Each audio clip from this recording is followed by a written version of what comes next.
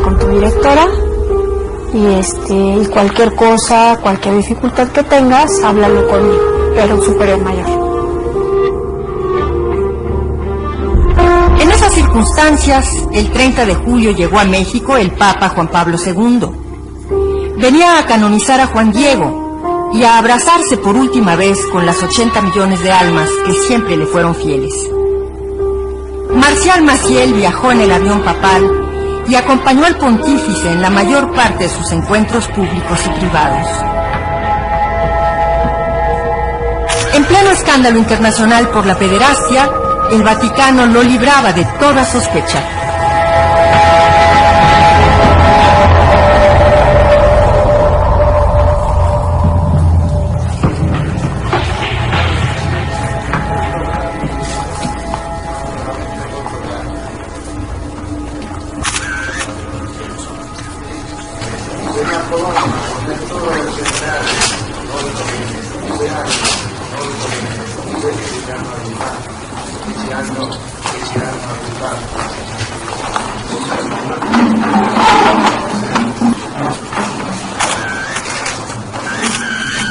La crisis de los pederastas explotaba en Estados Unidos, Europa, América Latina. Pero en México y en la Legión de Cristo, nada cambiaba, nada pasaba. La maquinaria propagandística no se detenía. En las producciones internas, los ataques al padre Maciel eran convertidos incluso en analogías de la pasión de Cristo. Los legionarios no tuvieron reparo en colgarse, por ejemplo, de la película de Mel Gibson, estrenada en 2004.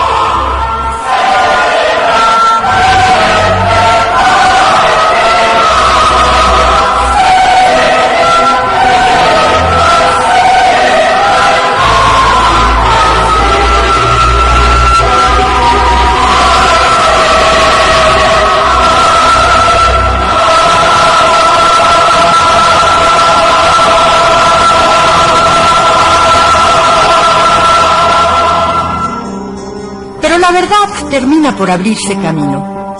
Quizá haciendo un cálculo sucesorio, el cardenal y prefecto de la Congregación para la Doctrina de la Fe, Joseph Ratzinger, ordenó a finales de 2004 abrir en secreto una investigación sobre la conducta sexual de Maciel. La noticia traspasó seguramente las murallas de la Legión de Cristo. A principios de 2005, Álvaro Corcuera reemplazaba en la dirección al padre Maciel. Era un cambio administrativo, defensivo. Maciel dejaba el cargo, pero nadie le disputaría la posición de guía absoluto de los legionarios de Cristo.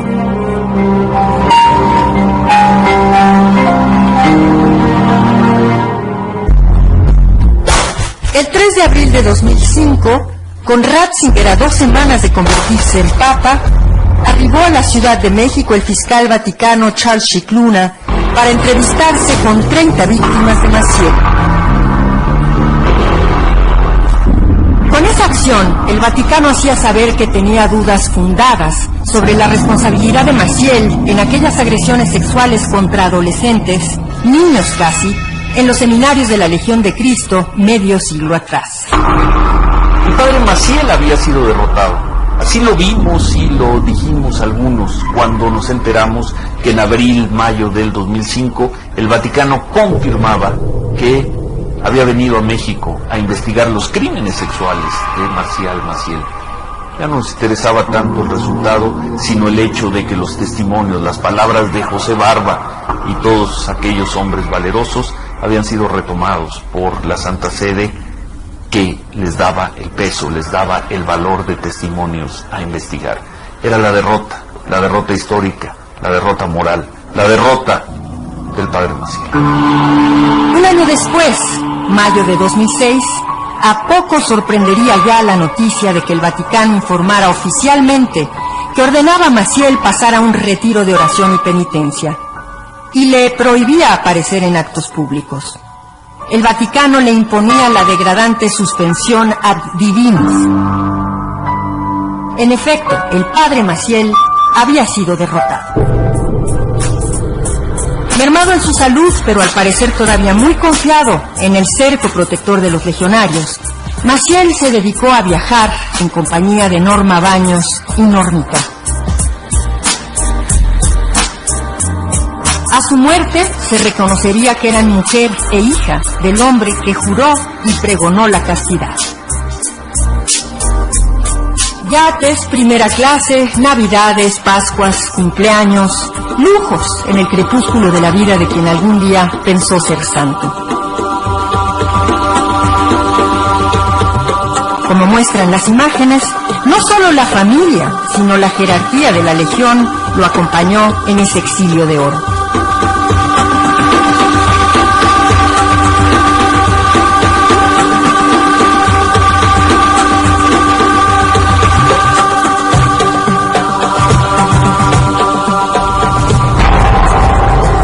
Febrero de 2009, un año exacto después de la muerte de Maciel, cuando los legionarios aceptaron lo que era más que obvio. Maciel había tenido al menos una amante, al menos una hija, y había llevado una doble vida.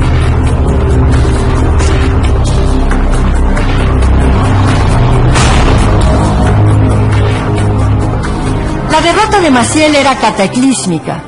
En julio de ese 2009, el Vaticano ordenaba una nueva investigación, ahora sobre las finanzas y dinámicas internas de los legionarios de Cristo, así como sobre la verdadera influencia de Maciel en la congregación.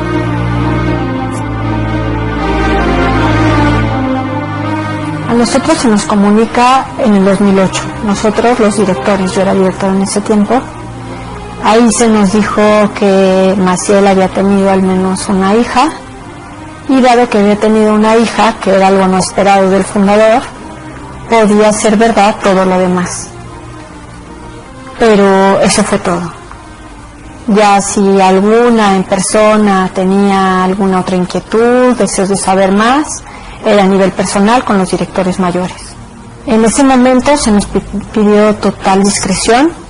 Nosotros no podíamos informar de nada hasta que los directores mayores reunieran a los equipos, o sea, las demás consagradas, con sus respectivas directoras, para darles pues la noticia, pero que nosotras no podíamos decir absolutamente nada. Hoy en la mañana estaba leyendo un texto de Einstein, ¿no? Que hablaba de las crisis y de las dificultades. ¿Me permite leerte unos párrafos? Por favor. Dice: no pretendamos que las cosas cambien si siempre hacemos lo mismo. La crisis es la mejor bendición que puede sucederle a personas y países, porque la crisis trae progresos. La creatividad nace de la angustia como el día nace de la noche oscura. Es en la crisis y en las dificultades que nace la inventiva, los descubrimientos, la virtud. Quien supera la crisis se supera a sí mismo sin quedar superado.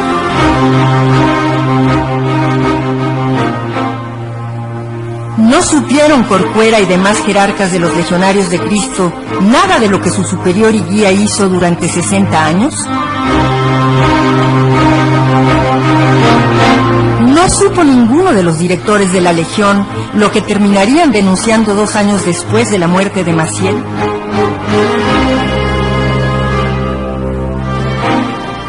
¿Cuánta de esta historia de crímenes contra jóvenes y menores es también una siniestra historia de ocultamiento y complicidad?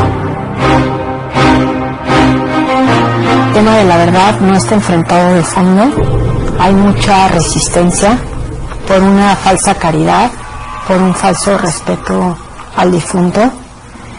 Y sin embargo creo que si tú vas a dar la cara, tú vas a entregar tu vida a Jesucristo en una institución con una espiritualidad concreta, lo mínimo que puedes saber es, o tienes derecho a saber, es la verdad.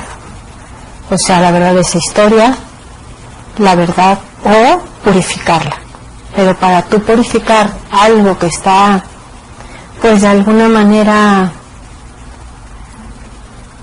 es que no sé, como entrelazado entre la verdad y la mentira, pues tienes que enfrentarlo, ¿no? Y decir, en esto me equivoqué. O sea, este hombre hizo esto, y partiendo de la verdad se puede construir. Marcial Maciel fue condenado 3 veces. Por la verdad de sus víctimas en 1997, por el Vaticano en 2006, y por los propios legionarios que en 2010 optaron finalmente por reconocer la verdad. Habíamos pensado y esperado que las acusaciones presentadas contra nuestro fundador fuesen falsas e infundadas, pues no correspondían a la experiencia que teníamos de su persona y de su obra.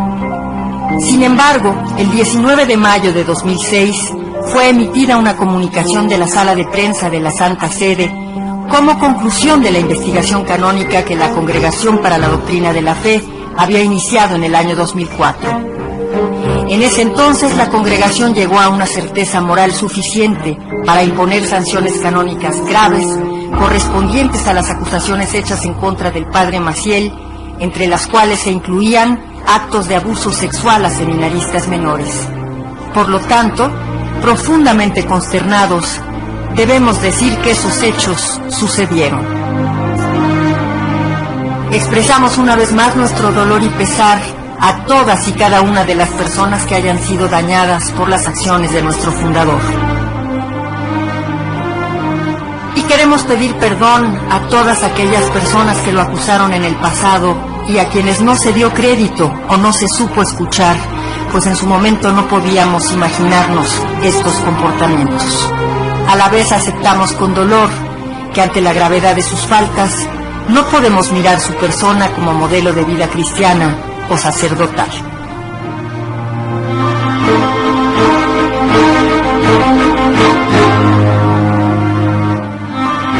Han pasado 6 años desde el cambio de director y 3 desde la muerte de Maciel, y la estructura de mando de los Legionarios de Cristo sigue siendo esencialmente la misma.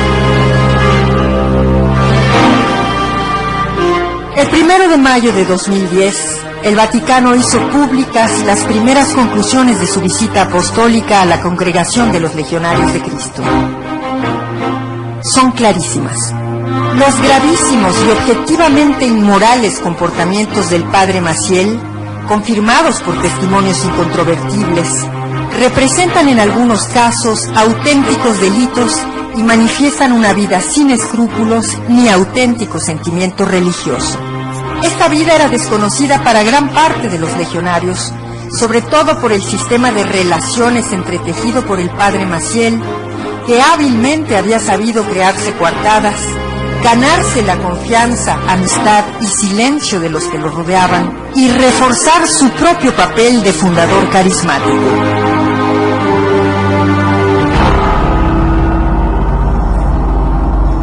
A través del comunicado, el Papa Benedicto XVI ofrece acompañar y ayudar a los legionarios en el camino de purificación que les espera y hace un reconocimiento a la valentía de las víctimas de Maciel y a su constancia de exigir la verdad.